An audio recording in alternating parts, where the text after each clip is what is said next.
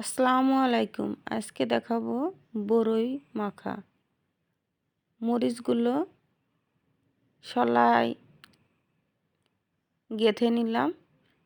মরিচগুলো রসুনগুলো গেঁথে নিয়ে এগুলোকে আগুন দিয়ে পোড়াতে হবে। যাই এবার পোড়ায় আসি। আস্তে আস্তে মরিচ রসুনগুলো পোড়াতে হবে। পোড়ানো হয়ে গেলে এগুলো ছড়ায় নিতে হবে। ছড়ায় নিয়ে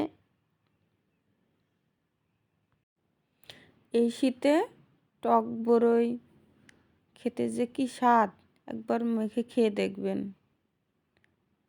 মরিচের ভিতরে লবণ দিয়ে একটু ডলে নিই, রসুনগুলো ডলে নিলাম। ভালোভাবে হাতে ডলা দেওয়ার পর আমি বরইগুলো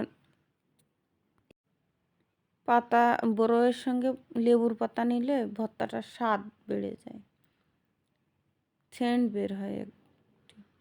এবার দিলাম বরইগুলা হাফ পাকা, মেলা বেশি পাকা না। বরইগুলা হাত দিয়ে করতে খুব কষ্ট হয়ে যাচ্ছে।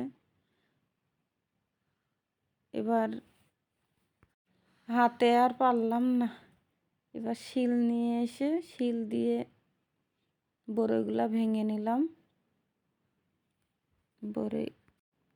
বরইটা ভেঙে নিয়ে হাত দিয়ে সুন্দরভাবে মেখে নিলাম। এভাবে বরই মেখে খেয়ে দেখবেন। আমার ভিডিওটা ভালো লাগলে লাইক দিবেন, শেয়ার করবেন, কমেন্টস করবেন।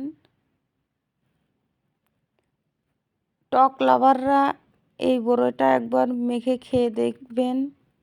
আমার সাথেই থাকবেন। নানান ভর্তা নিয়ে আসবো আপনাদের সাথে ইনশাআল্লাহ। আল্লাহ হাফেজ।